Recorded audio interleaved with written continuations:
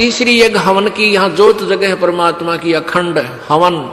हवन पुण्यात्माओं, जैसे अभी तक आपने देखा ये ऋषि लोग गेर का लकड़ क्यों उनके के घर तक जा था, राजाओं ने पटा लिया करते, धनिया ने उन्हें कह देते अच्छा हवन करो, वहां गेर के 2-3 धड़ी लकड़ी और ठोके जा दे लोटे भर घी के स्वाहा स्वाहो पाटो पकड़े।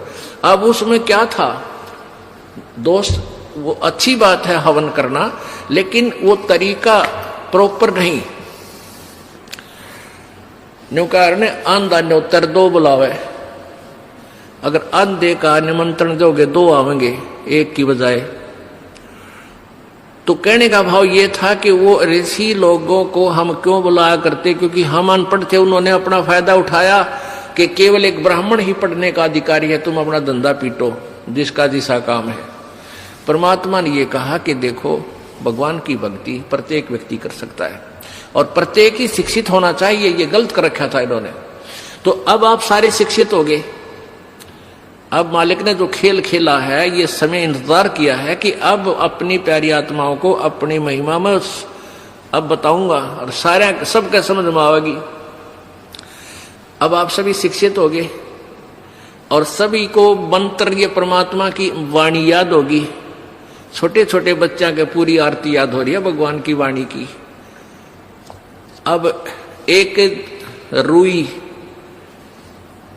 1.5 ग्राम 2 ग्राम रुई लगेगी, एक जोत बना दे,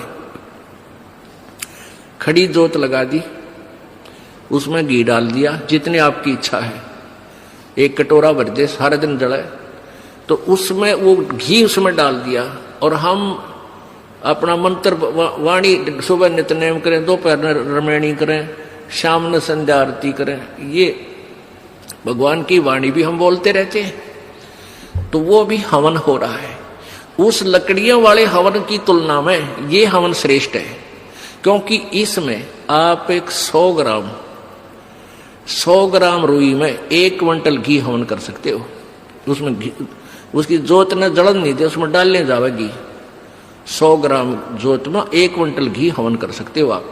और लकड़ियां में 1 क्विंटल घी हवन करने के लिए कम से कम भी 20 किलो तक कम से कम लकड़ी जला देते हो। तो उन लकड़ियों के जलने से कार्बन डाइऑक्साइड अधिक होती है। उस 2 धड़ी यानी 20 किलो लकड़ी समाप्त की जलने की तुलना में 100 ग्राम रुई की का प्रदूषण उससे कई हजार गुना कम होगा। तो हमने ये अपनाना है। तो हम अपना हवन डेली करें हैं। अब क्या करा करते, कोई मृत्यु होगी, बुलाओ गुरुजी ने और हमारा हवन करियो 2 दिन 4 दिन। वो 2 दिन के हवन में किला टूट गया। रोज करो हवन अपना, 1 जोत लगा दे, सुता उठ के हाथ पैर धो ले, नहान का ना फुर्सत मिले, कोई जरूरी ना होती नहाना। इसमें नहाए धोए क्या भ्याज है, मन का मैल ना जाए और मीन सदा जल में रहे, धोए बांस ना जाए। अंदर से अंत तक साफ हो, हाथ पैर जरूर धो ले, क्योंकि धार्मिक वस्तुओं का हाथ लगाने। और जोत ला दे, अपना मंत्र करता रहे, काम करता रहे, अपनी आरती बोल ले, जा नित्यनेम भी कर ले, रोटी पोए जा, नित्यनेम चलता रहे। आजकल तो आधुनिक बहुत से उपकरण हो गए हैं, वैसे भी याद हो जाते हैं कुछ दिनों में। और नहीं बैठ कर अपनी किताब लेकर वह पढ़ ले। अब हवन हो गया तो हम अपना काम आप करेंगे, जो बात बनेगी। किसी के बच्चा हो जाता था तो उसने क्या कहा करते, 7 दिन तक तुम, जैसे पहले ज्योति तो सभी जलाते थे, तो क्या कहते थे, 7 दिन ज्योत नहीं जलानी तुमने, 13 दिन। वो तेरा गजब हुई हो, 13 दिन रोटी नहीं खाते या तुम और काम ना करते।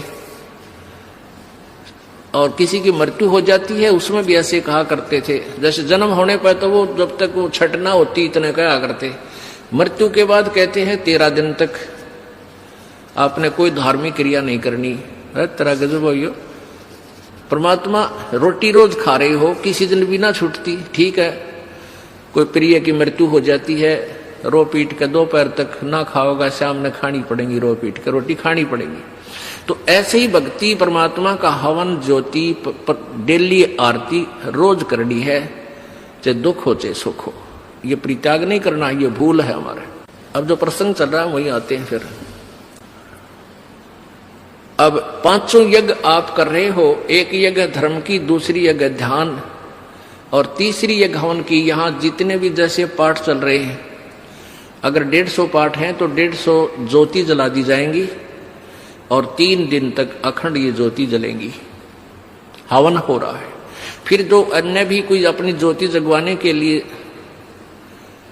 दान करते हैं, उनकी अलग से ज्योतियां जलाई जा रही हैं।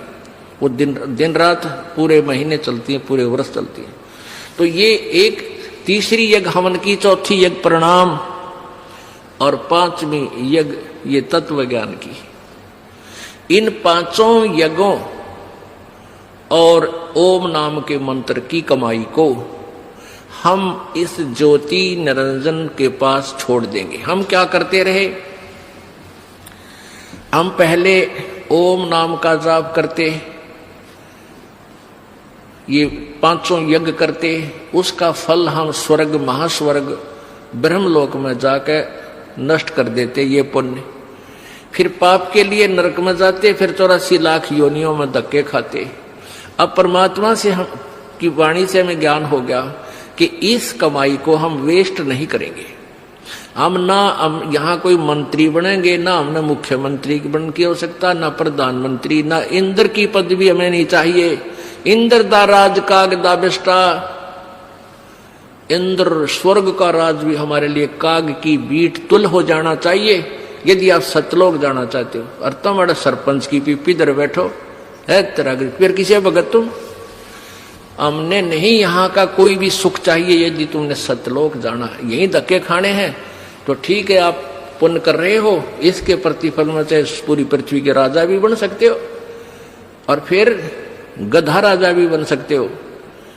तुरंत ये पहले सोच लेना। राजा कहते हैं कबीर, हरि के नाम बिना ये राजा रसब हो। बड़े गधे ने रसब बोले।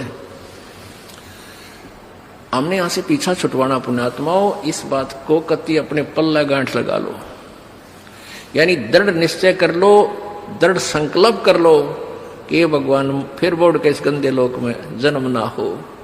हृदय में एक ऐसा हेट बने और वहां की इसी उमंग बने, सतलोक जाने की। जैसे बालक बच्चे ने कह दे कि तेरे मामा का ब्याह है, माँ कहती है भाई चल वहां चलेंगे, तो कई दिन पहले कूदन लग जाया करो बच्चे, मामा का जाऊंगा, मामा का जाऊंगा।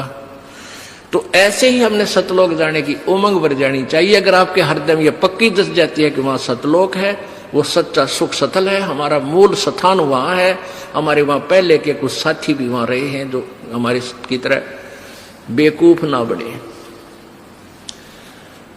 तो गरीबदास साहिब जी ने कहा है, वाह वाह अमरपुर जाऊंगा, वाह वाह अमरपुर जाऊंगा, सतलोक जाऊंगा, दीन दयाल भक्ति दे मोको, अनहद वाणी गाऊंगा, वाह वाह अमरपुर जाऊंगा, वाह वाह अमरपुर जाऊंगा।